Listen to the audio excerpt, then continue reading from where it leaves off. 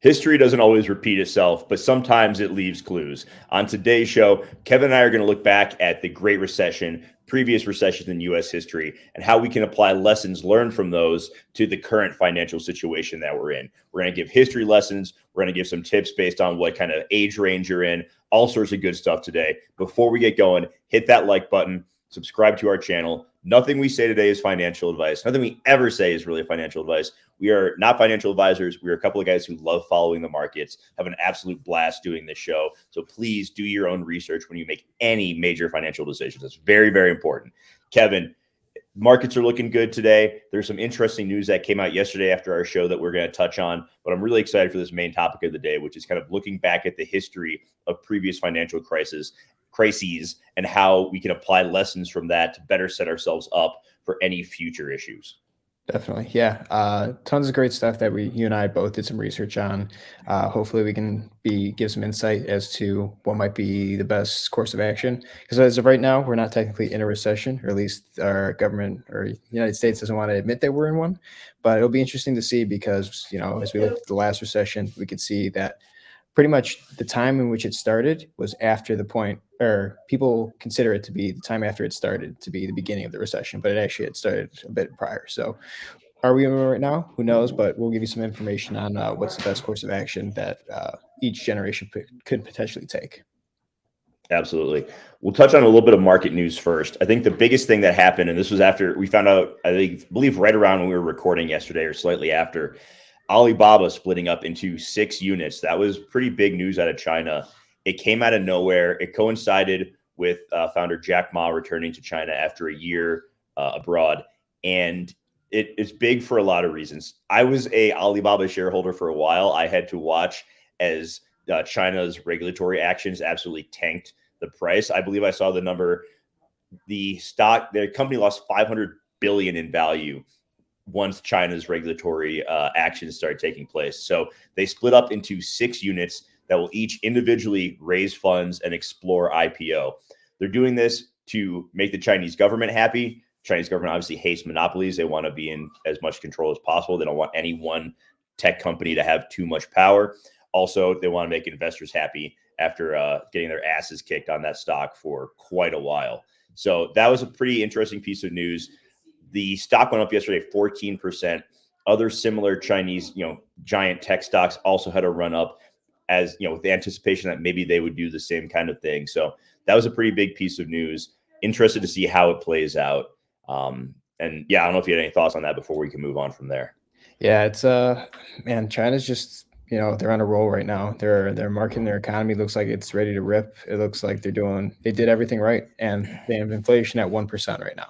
So compared to the U.S., it seems like buy China, sell American. I'm not saying that's the move, but obviously I think the two nations are going in completely opposite directions, and it'll be interesting to see how it plays out over the next few years. But definitely China's seems like they're doing everything right now. Yeah, I don't want to talk about China when it comes to anything outside of the financial markets. That's not really our wheelhouse. But right. They did do everything right. They had it was a short-term pain that they're dealing with right now, as opposed to what the U.S. did of turning the money printers on. And now there's so many question marks, so much uncertainty. It feels like China set themselves up to recover quicker than the U.S. did. So I think as of right now, that is winning out. And we're also, like we mentioned the other day, we're seeing it in other countries start to adopt China's currency as opposed to the dollar. Will that continue to happen moving forward? Does it become significantly more valuable? I don't know the answer to that, but we'll talk about strategies as we go on into the show. And I think investing in some Chinese companies is probably going to play into some of those as well, or some mutual funds, however you want to do it. So that was a big piece of news yesterday. We're starting to hear some more rumblings around upcoming student loan payments and how that is going to impact the markets. We know that there is a Supreme Court decision that should be coming relatively soon around Biden's plan. So at the latest, student loan repayments will begin August 29th, with the first payments happening in September. So I looked into it. Pre-pandemic, the average student loan payment was about $393 per month. That was numbers from the Fed. So if we extrapolate that out, there's millions of people who have student loan payments. That's a lot of money every month that needs to be paid back. That is going to impact consumer spending, which in turn is going to impact stock prices and earnings there. It's also going to impact crypto, in my opinion, because like we've said before, the younger generations that have student loan payments, especially that have big student loan payments, are probably more likely to invest in crypto than some of the older generations. That's just kind of my feeling on it. And I think when push comes to shove, and the belief is also that not many of these people have really taken that into account. Savings accounts are significantly lower than they were last year. So I think we could also see some, more sell pressure on the crypto side of things based on student loan payments having to be made later this year. So just something to keep in mind. I think that is good for kind of our current market news. I know we want to keep the majority of today's show focused on looking at the previous financial crises and how we can learn from those. So let's jump into that. You did quite a bit of research yesterday. I did as well. What were some of the things that jumped out to you when you were researching this? So much. I think number one thing that, again, it's pretty interesting when you look back at the recession from 2007 to 2010. It technically started in 2010 as the housing market just started to absolutely, burst. But for years prior, we were just seeing tons of pretty much property value everywhere was going up. It was up only. And the weird thing was, as the prices of houses were going up, the Fed was raising rates. So it's a little bit different as compared to what we're doing now. The market was tanking, and then they started to raise rates because inflation was rising. So it was almost as if they weren't necessarily as concerned with, they were concerned with the prices of housing going up because in comparison to everything else, the cost of building, the cost of rent, everything that played into that, they just decided to raise rates to a point where I believe at the peak of it was 2000. July of 2007 at 5.25%. So that's a pretty good level, and that's also something that the Fed here has talked about being at that 5% level, maybe even more if it gets they see it being fit. So they were definitely trying to tackle the housing prices going up, and what eventually led to was which led into the recession, and we could see that all the way down to 2008, the Fed was just decided to slash rates to pretty much zero. And slashing rates to zero is supposed to allow for quantitative easing. They started putting things on their balance sheet, and eventually that just led us all the way to 2010, where we started to see the economy get better and we saw job growth continue. But there was other things that were really interesting about it. So job growth did continue. However, wage growth did not keep up with the amount of jobs that were being created. And ultimately, that did not keep up with the price of housing. So there was relatively cheaper housing in the 2010s, up to maybe about, I want to say, right around 2016, 2014 to 2016. That's when it started to eventually pick up again. But it absolutely decimated an entire generation of young people who were getting out of the school, going into the labor force. And now we're seeing the effects that people just can't necessarily afford housing. It just set back so many people. And it's not just that generation. We look at older people, people who were going into retirement, they had to work a little bit longer because pretty much everything that they had was devalued, whether it was their holdings in the stock market or, as people get older and they have to compete with rising interest rates. Well, keep going into 2007, they have to find cash on hand to, pay off some of that debt. And unfortunately, sometimes that's selling your house. And then you're downsizing, or you don't actually have ownership of any asset such as a house. So it's affected way more than people really think. And we're still seeing some of the effects today. And in some ways, I think that we are seeing this cycle right now where we're in not hyperinflation, but we're in a pretty high level of inflation because of some of the decisions that were made back in 2007 to 2010 from the Fed and from some of the planning around what happened with the recession. Okay, so that was one thing, definitely on the housing side of it. When you looked bigger, like stock market and everything, because crypto wasn't even around back then, what were some of the things that you noticed there? Absolutely, market was tanking from March until September. However, there was a little bit of a bounce in the summer to a point where it got to a decent level. I think people were faked out at that point. And a lot of this might have been just absolutely filled with greed too. Like, again, people thought that no one would default on their home payments. Nobody thought that credit default swaps were gonna actually come to fruition. So, and I'm talking not just retail. I'm talking like people in the banking industry, people who are huge hedge fund managers, people that are handling tons of people's money. A lot of them didn't foresee that coming, and that eventually just led to tons of institutions going under. Like Lehman Brothers is probably one of the biggest ones, and the exposure that people had to Lehman Brothers ultimately destroyed tons of economies throughout the entire world. The global economy was pretty much got rocked by 2008 from just technically one company going under, but there was a lot more that went under. We saw 2.25 million businesses go under, and that could be anything from like mom and pop shops to businesses such as banking to I don't know construction. Like tons of people lost everything pretty much in that capacity. We also saw 10% unemployment rate, and it went from 5% to 10% pretty fast, and of course from 2008 to 2010. So that's pretty much double the amount of people. I think in that one article that I saw, it was like 1 in 5 people lost their jobs. And again, that's based off people who are currently working in the labor force.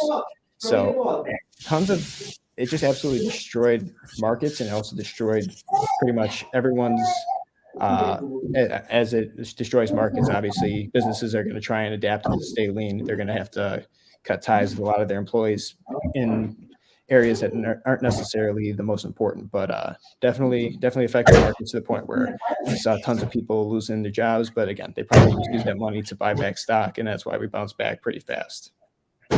Yeah, that was an interesting time. That was right when I started investing. Was 2008, and I was in college for financial planning. So all of my professors, that was just a really like no one knew what to do. It was so wild. And you mentioned like the job market. Graduated in 2009. I think a quarter of the kids from my graduating class got jobs straight out of college because it was not a great time to be looking for a job, especially in the world of financial planning. Yeah. So I remember that time quite well. It was pretty wild. Now let's move away from the doom and gloom stuff, because I think that there's a lot to be learned here and ways that you can be prepared for something like this. Not that we're predicting we're a similar kind of thing. I hope that the Fed has learned some lessons and we can avoid that whole situation. But God forbid we can't.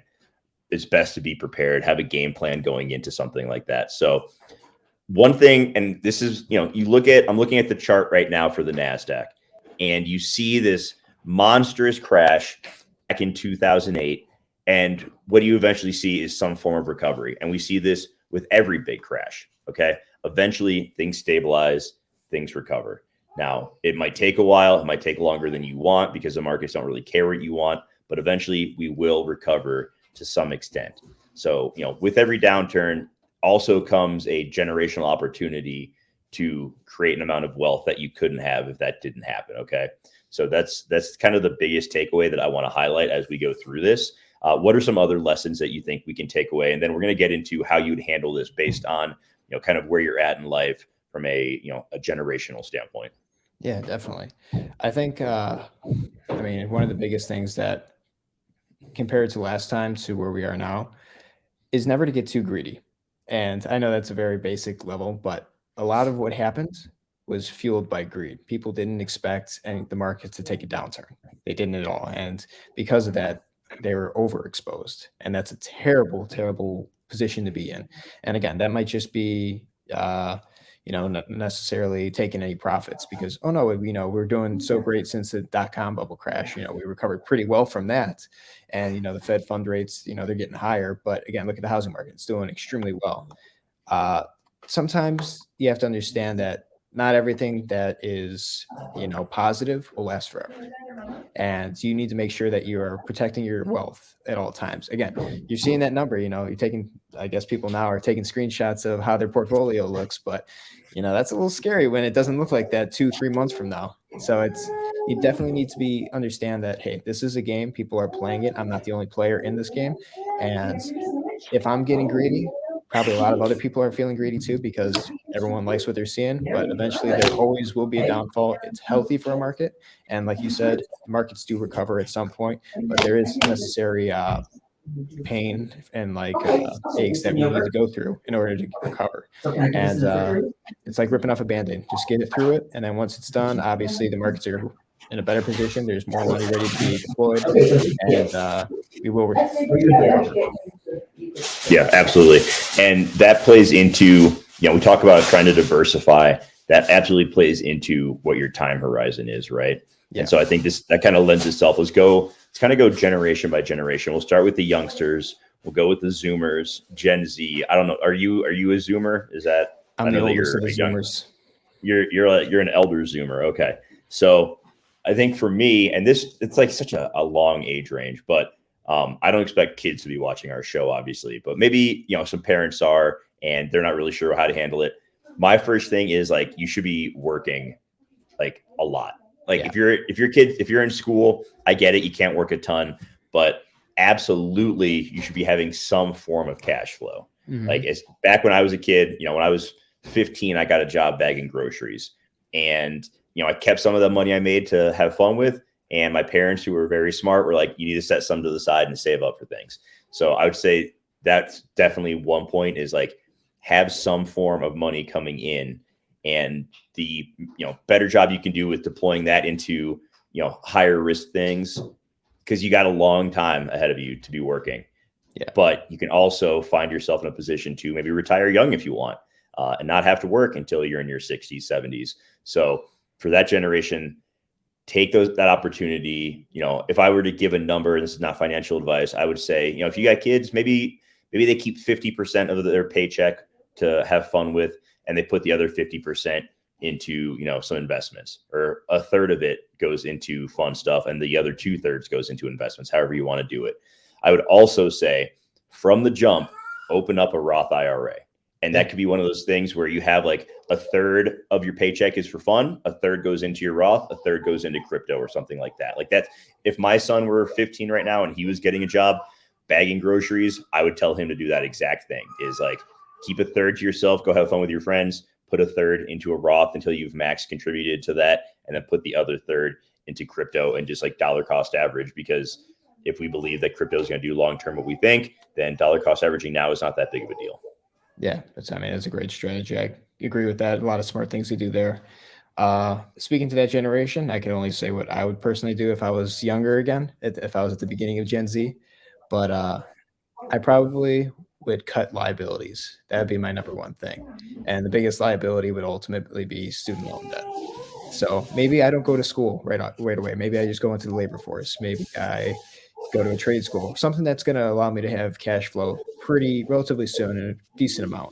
So maybe that's working 2 to 3 jobs, and just, obviously maybe living at home if the parents are cool with it, pay them a little bit of rent, but at least you have a place to stay. You got mom can cook you some good food. And I mean, hey, it's all about hustling. It's going to suck for a little bit of time. But again, if you losing a few years from 18 to like 22, 23, will mean nothing when you are absolutely set for the rest of your life. Because I do think that having that cash flow and having that money there at the right time, there's going to be a lot of people who are going to just generational opportunity. And again, you're going to have that work ethic too, of just grinding. It's going to set you up for a lifetime of just absolutely knowing that, hey, if I want to get something, I have to earn it, and you're going to be way better. You're going to be able to manage your funds way better. So if that's what I would do. I would just try and cut liabilities at all costs. I'd get a beater car if I need to go to work. Nothing fancy. I'm serious. It's just the less loans that you have, the more you have to your net worth. And again, just nothing subtracting from your net worth. I think you're going to be better off. That's what I would do. 100%. 100%. A common theme in this is going to be living below your means. Like, you don't have to keep up with all your friends who are posting their highlight reels on Instagram and TikTok. Like, that shit is not. They're going to be hurting for money in the future a lot more than you will if you avoid that stuff. And at that age, you can work long hours, and you're not going to be exhausted like an old guy like me, where, it's a little bit more challenging. So I think that a mentality of, hustle, set money aside, be smart with that money is the best bet for Gen Z. Let's move into, do you have anything else for that generation before we talk to my generation, the millennials? Always be learning. never give up, your curiosity. Just learn everything. Go on YouTube, pay for YouTube Premium if you can afford it. Just, no commercials, no ads. Just sit down, watch Money Never Sleeps nonstop. But also just learn from other smart people because there's a lot of information out there, and you're still a sponge. Just soak it all in. Yeah, the opportunities, you know, college ain't for everybody, but you can learn a lot without it. You can go to trade school. Trade schools are great. There's always going to be a need for electricians, whatever. Like you can save a lot of money on student loan debt that way if you take the trade school route. So don't be afraid of that. For the millennials, I want to reiterate the live below your means part. I see a lot of my friends who, if they want to keep up with everyone. They want to be going on vacations constantly, which is fun. Like I'm all for spending money on experiences as opposed to spending money on things. Like I don't need a fancy watch. I don't need a fancy car.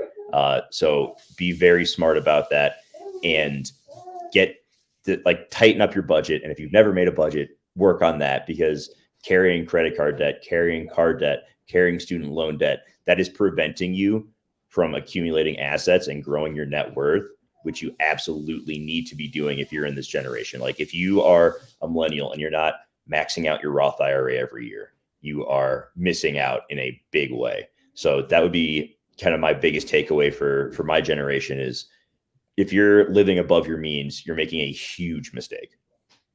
Yeah, I couldn't agree more.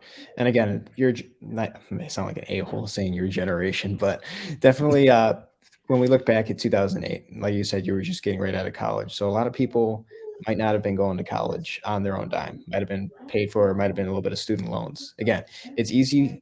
It was very different in how it affected a lot of people back then. And I think a lot of people aren't necessarily prepared, or it's, out of sight, out of mind. We'll never be at that place again where, now you're going to be facing some of the struggles that maybe your parents, maybe your uncles, people in your family faced that were a little bit older. And so I think the number one thing for, again, like you said, live below your means. And it's hard because a lot of people who from that generation aren't able to buy homes. They can't afford it. And a lot of that's just because wages didn't keep up with the price of homes. And here we are now with high interest rates, and people might have a lot of student loan debt. They got to start paying that back pretty soon.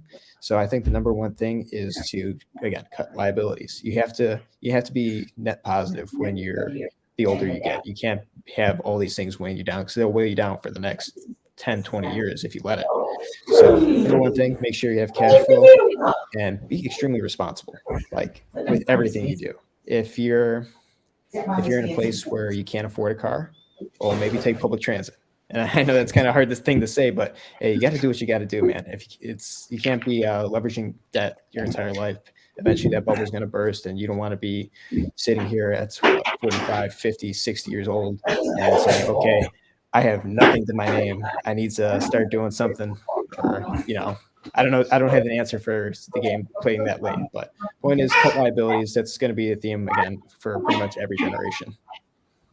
100%. I listened to an interesting podcast the other day. It was a financial one with a gentleman who I'm blanking on his name.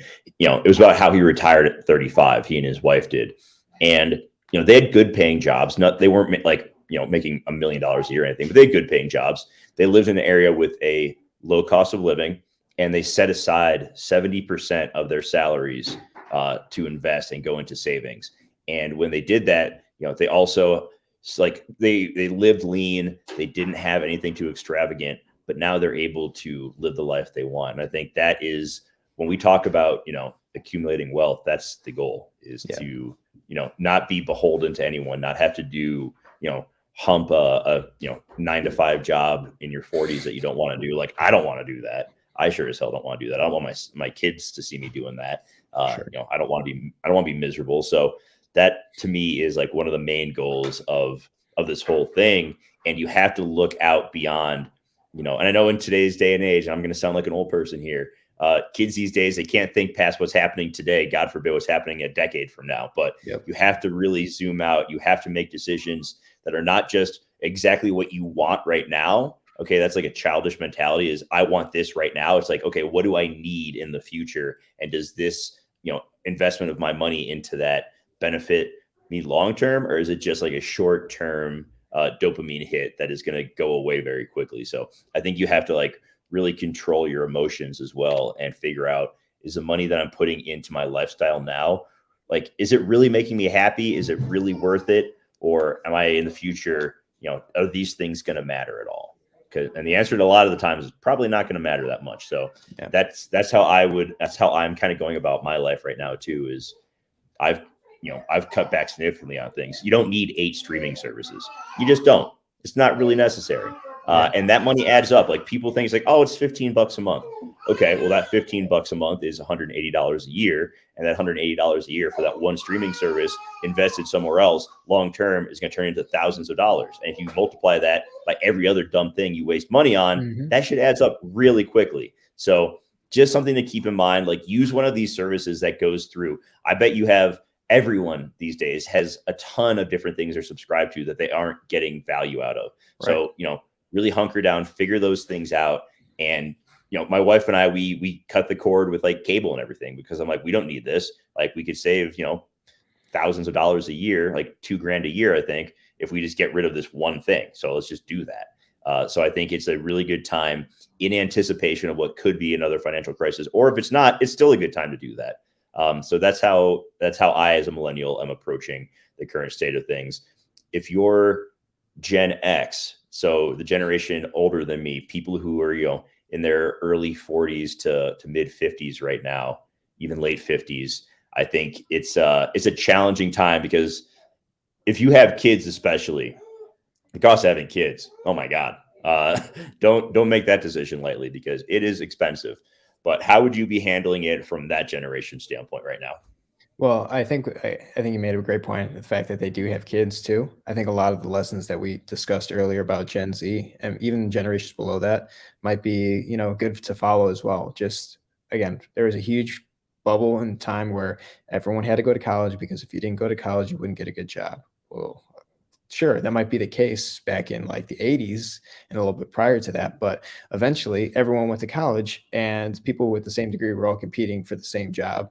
And then obviously we saw mass unemployment. So you want to make sure that you're raising your kids with the right mentality, similar to what we talked about. I'm not telling you how to raise your kids. I'm not a father yet, Yeah. but point is, definitely don't have this mentality of like, oh, just because someone else went to this school means you have to go to the school. And even if it's like a community college, that might not be a bad option too. You're going to get the same type of, credit that allows you to go to another university. It's just, you're not going to spend an arm and a leg to learn the same basic math and writing and English classes. Yeah. So it's not a bad thing. The prereqs, I saw an article, and this is obviously on the high end if your kid's brilliant, but like Harvard is up to like 90,000 a year for enrollment.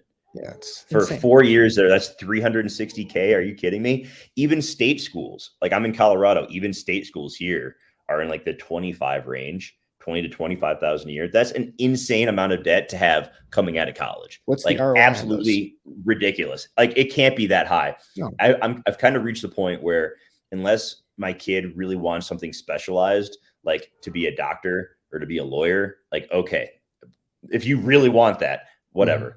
But for the most part, like, you don't need to be going and getting into 6 figures of debt to get a communications degree. I'm sorry. It's just not necessary. It really isn't. So I think that's a really important reminder of, like, just because your friends' kids are going to, a 4-year school that is super high end doesn't mean yours need to. Like, do you really want to dip into your retirement savings? Or do you really want to saddle your kid with that much debt just to keep up with your friends? That's a really bad approach to take. Yeah, absolutely. And again, if you're trying to keep up with your friends, it's probably not your friends. You're trying to, one up them. That's not a great thing. It's a terrible mentality to have. But again, that's just for the kid side. For Gen X, I think a lot of them, Gen X, are old enough to remember what happened in 2008. And they remember that, consumers leveraged credit right before the bubble burst. Like in 2007, it was one of the highest levels of consumer credit that we had. And eventually everyone started using it, and led to tons of bankruptcies across the United States. Like, people lost homes, people's credit scores went from shit to absolute zero shit. And it's unfortunate, but I hope that if people did see, their parents or people did experience, living in households where they went bankrupt, they learned, okay, credit is not necessarily the end all be all. It's not free money. I need to manage, I need to budget accordingly. I have to live below my means, and I'm not going to spend money that I don't have. That's the number one thing I think for Gen X, because that was a huge lesson that maybe they learned back in 2008. Okay, if we can't afford it, I'm not going to put this credit down when, you know, I have a 25%, I have to pay back 25% interest, and then you have consumer credit, or not consumer credit, the Fed, can't speak, the rate hikes pushing that percentage up even further. You know, that's absolutely insane. I'm not going to pay 30 something percent on, I don't know, candy bar. You know, I'm not paying an extra 30 cents on this, but obviously a bigger purchase, it's going to add up. So again, just being smart with the money that you have on hand and not over leveraging. I think that's the number one thing for that generation. Yep, I would agree with you there. There's nothing wrong with your 15-year-old getting a job. Also, it teaches work ethic. Or if they're younger, you know, lemonade stands, they can help pay the bills, mowing lawns, shoveling driveways, all of those things. Man, put those kids to work. That's what I can't wait for my to really put my kid to work and make him earn his keep, because that's going to definitely be a thing. Better teach them to shoot craps on the sidewalk with all the other neighborhood kids. See if they can come home with a little bit of money. But no, he'll be the one running the 3-card Monte game, and the other kids are. I'm gonna have parents showing up at my door like, "Your son is taking our kids' money at the playground." Well, you know, got to learn somehow, right? Exactly. All right, I think that is a great place to wrap it up. I don't want to get too much into baby boomers and stuff and those older generations, because hopefully they are set up and they're in a good place. But I wanted to keep it to Gen Z, millennials, Gen X, all that good stuff. So any other final thoughts before we wrap it up today? I think that was a really good conversation. Some good tips for those.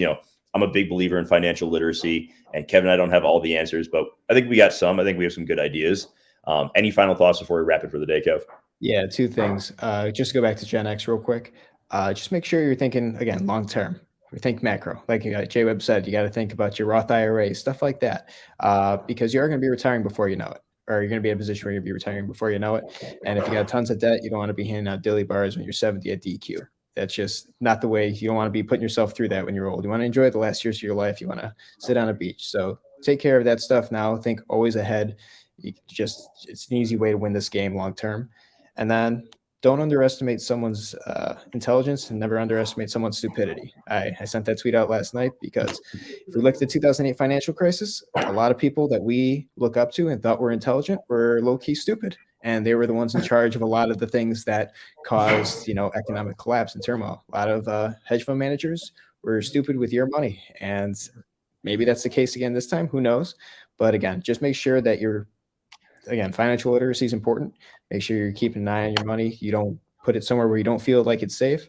And just take care of yourself. I can't give you financial advice, but I can always tell you that you need to protect your wealth at all costs. And this is a great time to be doing that. 100%. Take advantage of those, some different tax benefits if you can. Try to manage as much of your money as you can on your own, and just keep learning. So I think that's how we're going to wrap it up for today.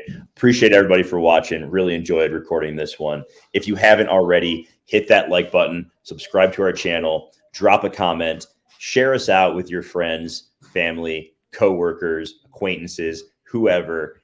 We want to try to reach as many people as possible, provide as much valuable information as we can to as many people as we can. So appreciate your time. Thank you for watching Money Never Sleeps.